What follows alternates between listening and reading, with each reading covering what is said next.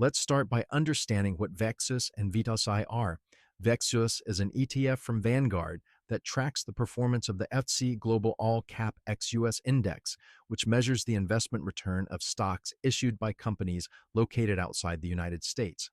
On the other hand, VTI is also an ETF from Vanguard, but it tracks the performance of the CRSP US Total Market Index, representing the entire US stock market. So, the primary difference is in the markets they cover. VXUS is international, excluding the US, and VTI is US specific. Now, let's discuss the pricing of these ETFs. Both VXUS and VTI have very low expense ratios, which is the annual fee that all funds charge their shareholders. As of now, VXUS has an expense ratio of 0.08%, and VTI has an even lower expense ratio of 0.03%. This means that if you invest $10,000 in VXUS, you'll pay about $8 per year in expenses, and for the same amount in VTI, you'll pay about $3. This cost effectiveness is a key advantage of these Vanguard ETFs. Diving into the performance, VTI has historically performed better than VXUS. Over the past decade, VTI has had an average annual return of around 13%, while VXUS has had an average annual return of about 4.8%. However, it's important to note that past performance is not a guarantee of future returns, and having international exposure through VXUS can provide diversification benefits, which might be crucial during market downturns. Let's talk about the diversification these ETFs offer.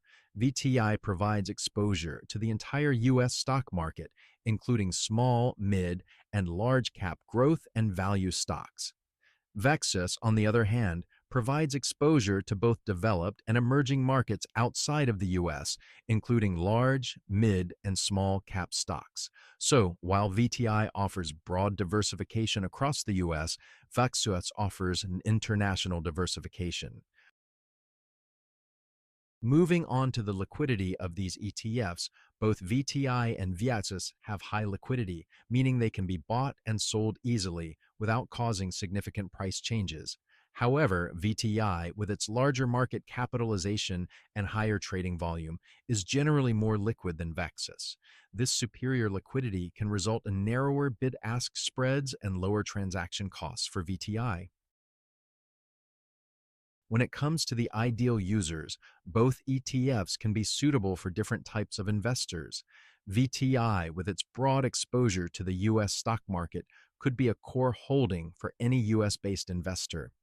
VXUS, with its international exposure, can be ideal for those looking to diversify beyond U.S. stocks. So, your choice between VTI and VXUS might largely depend on your investment goals, risk tolerance, and need for diversification.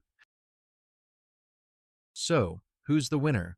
It's not a simple answer as it depends on your investment goals. However, if we consider factors like lower expense ratio, better historical performance, and superior liquidity, VTI seems to have an edge over VXUS.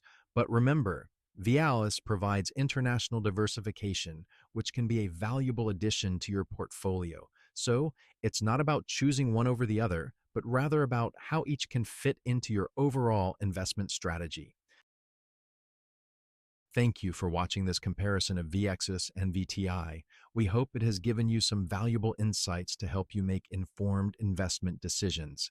If you found this video helpful, please give it a like and don't forget to subscribe for more financial comparisons and insights. Happy investing!